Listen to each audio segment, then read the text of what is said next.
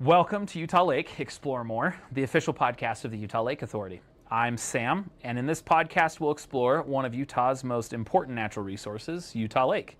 We'll talk with recreation experts, community leaders, conservation professionals, and the people who know the lake best. Gotta love when I can't figure out how to even say our intro line here, but that happens sometimes. So appreciate you coming on, Derrick. I have a guest here with me again. This is our second interview that we've done as a part of our podcast.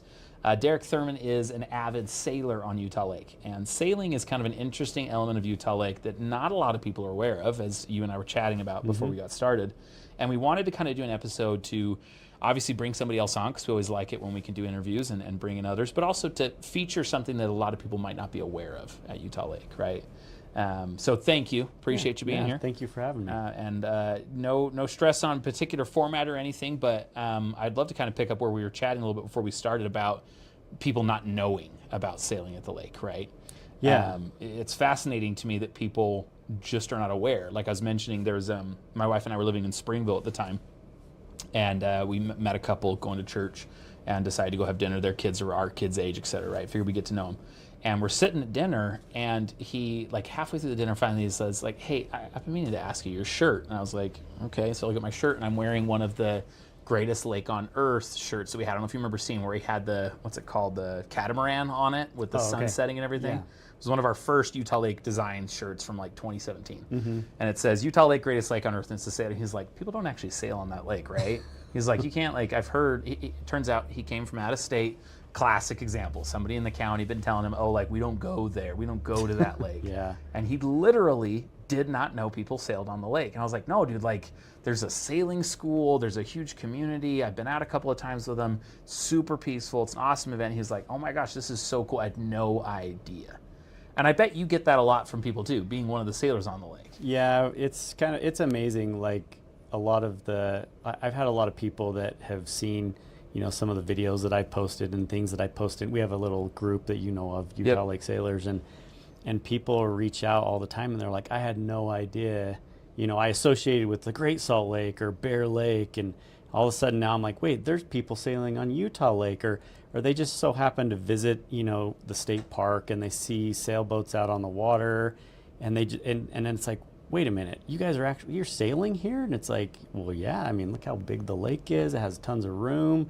And, I think a lot of people associate the shallower water maybe with not associated with sailing as much. But sure, I mean, my boat drafts 4 feet, and most of the lake is more than 4 feet. Oh, yeah, yeah. Right now we're at more than 4 feet average. Yeah, I'm still able to sail even with the lower water years out of the state park. And so I think that maybe may play a part in it. But a lot of people that are moving from out of state, they all, grew up on the coast, and of course they sailed on the coast, and they come here, and it's like almost like whenever they reach out to me, they're like, I had no idea. This is amazing. Like, where can I get involved? I want to get a slip. I want to go to the school, or can you take me out? Sure. And so, yeah, it's been pretty wild, and I'd say it's accelerated. It's been when I first started sailing on the lake, which was, I started sailing back in 2018, 2019-ish. Sounds about right from what I remember, yeah. Yeah, and it's only accelerated. So, I mean, every year it's like I see more and more people that are interested in sailing at Utah Lake and, want to be part of the group. Sure, So, yeah. I always love when I run into somebody from Bonneville School of Sailing, and they've got another class of whatever it is, 3 or 4 people going out. I think you sometimes teach with them, right? Or no. There's a couple, you don't? Okay, I know there's a couple sailors. No, I did tell Todd one time. He runs Bonneville Sailing, and I said, maybe if you ever do like an advanced course, I may be interested. You don't want to scare him off on an accident. What did he say to me? He says, I think I would take that class with you. And I was like, you don't need to take that class. Yes, I do. I'm like, oh, whatever. Oh, yeah. Todd so and Louise funny. are great. For anybody listening, Bonneville School of Sailing, you can check out their website. They're concessionaire at the state park at Utah Lake. The Provo Marina here, it's our largest marina on the lake. And they do sailing classes and charters. And there's a few others that do it as well. But they're a great start for learning about sailing, right? I love their passion for teaching people. So that's always fun. I do chuckle, though, to your comment about advanced. When people talk about Utah Lake and recreation, I feel like the lake gets a bad rap for the wind. And don't get me wrong, I agree 100% that there is concerns with it, right? Like the fact that people don't realize that Utah Lake is 32 times larger than Deer Creek, they don't think about the fact, oh, I'm miles from a marina, not feet or yards. Yeah. I'm pretty far away. So there is risk. But I also like to say that I feel like the sailors are the ones who are going out when everybody else is coming in. That's exactly what happens. Like I try to sail like 2 to 3 times a week during the summer. Well, when the season starts, I should say, not the summer. But and yeah, if it's going to be a good wind day, and you know how it is there. It can flip on a dime. Oh yeah, really quick. It can go from flat calm to 25 to 30 knots of wind in a matter of 5 minutes or less. And so, whenever the wind picks up, all the wake boats are coming in and all the sailors are going out. Heading out and on it's, it's really funny just seeing that. But yeah, I mean, the lake, I associate it with, like you said, the vastness of it, which for sailors, that's really awesome. If you want to, have a nice leisure tack in one direction, you can go in one direction for, 2 hours at least, And so, like from here, or from the state park over to Pelican Point South, the Saratoga Marina. I mean, on a fast day, you're making it there in about an hour and a half from Provo. Okay. Depending on the wind angles and of course all that other stuff. But yeah, and that's really the attraction to the lake for a lot of us sailors is you're not doing these little switchbacks all the time like you would at Deer Creek or. Jordanelle is a little bit bigger, but even there, I've sailed Jordanelle, and yeah, that was one of my things I didn't like about it. Is I'm like, man, I feel like I'm always having to change course. Sure. You get to one side, then you got to go back. Well, and with how high usage they get too, we were driving down. We were coming back from Vernal last week on a trip, my wife and kids and I, and Deer Creek literally was bumper boats. It looks like I-15 traffic. It was crazy. Yeah. And like literally, I'm pretty sure it was that what is it? It's that corner south of the Island Resort where it kind of starts to hook back towards the highway. They literally were all just stopped. Yeah. Like 50 yards ish from each other. It was like, can anybody even boat? Like, could you even pull somebody on for water skiing safely? Yeah, it's crazy. When you're on a sailboat at Deer Creek, you're like always dodging, and a lot of people don't realize the right of way that sailboats have over powered vessels. Yeah. And so a lot of times it's like it's so chaotic. The sailors are just trying to avoid people, even though they technically have right of way. But that's the attraction to Utah Lake. And I've been on Utah Lake on the busiest of days, and it's like you get out away from the marina, and I mean you've got people probably scattered within a mile of each other, or even further. And so it really, the vastness and the size really works to our benefit. And we like the wind, of course, there. It does come with a little bit bumpier ride. The waves kick up. It's notorious for, pretty bad, close, what's the word I'm looking for? The fetch on the waves? The fetch on the waves. They tend to be closer together because of the shallowness of the almost like lake. You're washboarding on a dirt road. The period of the waves. But, being all the years that I've sailed, you just can't really replace that. The only lake that even comes close to that would be like a Bear Lake or a Great Salt Lake. And Great Salt Lake, as you know, I mean, it's so low now. Yeah, it's going to be almost impossible You can't even get a boat out of the harbor. Yeah. And Bear Lake's so far away. I mean, that's my big draw to the lake is, I live in Sandy. I can be to my boat in about 35 minutes to 40 minutes, depending on traffic. And on the water. And on the water. And for people who live in Utah, like I live in Vineyard, right? Like I'm, don't sail, but like for me to paddleboard is what I do a lot of. I literally like 3 minutes in my car and I'm on the shoreline, right, with my paddle equipment. So I agree with you. The scope of the lake is a huge attraction, right? Like 150 square miles, the third largest freshwater lake west of the Mississippi as far as surface area goes. There's tons of room. Yep. And then the proximity to home is a huge draw as well. And also just the fact that like how close some of them are, like so the state park and Linden Marina are literally, you get off I-15, you go straight out to the lake and you're done, right? Yeah. It's really easy to get to the lake.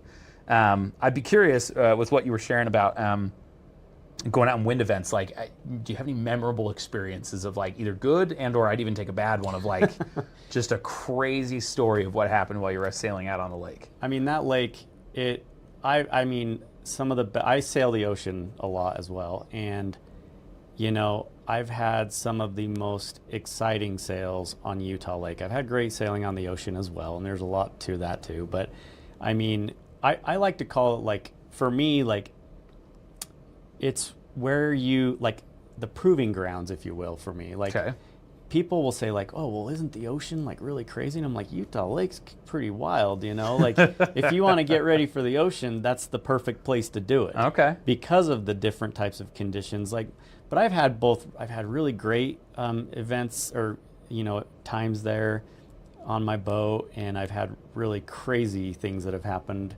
I had an event, it was probably about 2 years ago, and, you know, we went out, it was like early May. Okay. And it was during that time when we had that really big water year. So it was like, I guess that was maybe 3 years ago, 2 or 3 years ago. Yep. And the lake was totally full. And we were getting a lot of weather events, April and May. And we were out there as a family, and, you know, the weather changed. And I'm looking around, and I'm like, okay, we went from partly cloudy skies to, okay, we got some dark clouds. And that is a thing that you do have to be mindful of, is when you get far away from the marina, you're not minutes away in a sailboat, you're hours away. Oh, yeah. And so I'm like, okay, let's head back. And, you know, it just deteriorated pretty fast. And I saw a white squall coming across the lake. And I'm like, okay, I better, like, reef the sails. So I pulled in my head sail completely and just had a reefed mainsail, and this thing just came and it hit like a brick to the face, and the boat literally just leaned way over. The wind came with it, and it's like, it's hard to explain, of course, you'd have to be there, but I mean, the raindrops were like this big, and just I was out there just trying to keep the boat steady through it, and it was just full on downpour. And there was another boat that was caught out in it. And then we had lightning strike us. We didn't see lightning at the time, but the squall came pretty fast, and then the lightning accompanied. And it struck probably within a mile of us. Oh, that's got to be and that was really cool, but really scary. It was like, it's a learning experience. You know, you're like, well, okay. I mean, it's interesting. The longer you sail, you learn to kind of deal with it. With sailboats, you can't outrun storms, and if you get caught in them, and this is the ocean too. And you got to learn to weather. You have to learn to weather the storm, so you just make sure you're as prepared as possible. And then, you know, like, good times. I mean, this is one of my favorite things to do. Is there's a lot of wind that comes either from the southwest or the northwest. Sure. Yeah. And if it comes out of the northwest, I mean, it's a full beam all the way out to Bird Island, and so I will leave Provo, put the sails up, and fly down to Bird Island and go around it. Some of my most memorable experiences have been I've been down and around that island in a matter of like 2 hours or so. Like, normally it takes quite a bit of time, but you get a good northwest wind and you're flying down there. And it's like, I'd almost consider it like my Utah Lake race course, if you will. We actually have done races around that island. I was going to say, speaking of races, I think I'd heard, isn't there a challenge you guys do? I think it's every year. It's like 24-hour sail or something like that. Yeah, there's a couple 24-hour. So there's the 24-hour sail, and the current record, I want to say, is around 100 miles, nautical miles. You have to track it. Everything has to be tracked on we use Navionics typically to track. It tells all the stats you'd need to know. Yeah. And it'll show the lake with all your tracks and stuff. We do that. We've done Bird Island races. There's not necessarily a specific record for that one. There are records from like Linden to American Fork Harbor, Linden to Pelican, Point Marina. There's the 24-hour. There's also a circumnavigation. I haven't done mine this year. I don't know if I'm going to be able to with the lower water, because I can't doing the outside edge of the lake as much as you can. What you do is the challenge is to visit every single marina within a 24-hour period. And so you go out and you sail to every single marina. And what we did the first 2 years, we did it, and this is still kind of the case. You pull into the marina and take a picture at the dock to prove you were there. Okay. And then you go sail to the next place and then take a picture at the dock with your boat.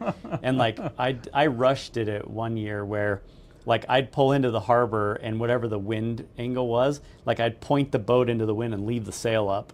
And like, hurry, take a picture and then jump in, and we're going to the next marina. It was like, try to go as fast as possible. That's great. That year was a really memorable year too, because it took me, I want to say it was like 15 or 16 hours. I ended up spending the night on the boat overnight, and like I left and there was like barely any wind. It took me forever to get from Provo from Utah Lake State Park up to Linden. Mm-hmm. It was so bad I threw a fishing pole out and caught a fish. That's how slow the sailing was. And then I get to Linden and a big old storm rolls in and the conditions deteriorate. And so I ended up spending the night on the boat that night in Linden Harbor. And then the next morning I got up and the wind was fantastic, and I sailed over to American Fork real quick, and then I beelined over to Pelican, and then I left Pelican Point and went down to Lincoln Beach Marina. And that marina is, it's really narrow. True. That's a hard turn coming and in. But that was such a fun leg of the trip because I was going like almost dead downwind, so I threw a big old spinnaker out and just bombed down there. And that's a long way from Pelican around down. You go around stretch. Pelican Point itself and then go down to Lincoln, went down there and then back to the state park. There's another part of that too where you can visit Bird Island. That's a little trickier though, because you got to anchor, you got to have something to go ashore. It's a little trickier. I love that you guys have organized all these, because it's all tracked and documented. Oh yeah, I have an Excel sheet that's traveled through many people that have been on the lake for longer than I have, and that's great. I mean, there's been record holders from like Peter Jorgensen held the record for the 24-hour. Chad Chorniak did. It's currently held by a person named Andy Mays. He used to sail Utah Lake and moved back east. But somebody's got to beat that record. Everybody keeps telling me to do it and do the record, and I'm like, I probably could, but I really like sleeping in my bed when I can. Got to be committed for that. I will tell you this though. Also, I mean, night sailing on the lake is amazing. I've heard it's really pretty. Yeah, I mean, you go out there under a full moon and you can see like everything on the water. And then you got the city surrounding you too, and it's an amazing experience. If anybody's a sailor and hasn't done that, I'm always encouraging them to go do it. Interesting, yeah. Yeah, and well, imagine it's already peaceful sailing during the day. I can only imagine how much more peaceful at night. Well, and especially when it gets light, less traffic. Well, and it gets hot in the summer, and at night it's like perfect temperature. You just got to be mindful of the bugs, the midges sometimes. Sure. And it's really interesting with them. Sometimes I've gone out during the summer and it's like there's no bugs at all. And sometimes it's like they swarm you, but it depends on the wind and stuff. Sure. Stuff too. It's probably complicated. That is fascinating, Derrick. This has been super helpful and great and really interesting from here, because I every time I think I know about a topic at Utah Lake, I talk with somebody like yourself who's there more than I am. I'm like, oh my gosh, I'm like a novice. I know almost nothing, right? Yeah. I'd love for you to share kind of as a wrap up, because we try to keep these concise in how we do it, and I'd love to have you potentially in the future again.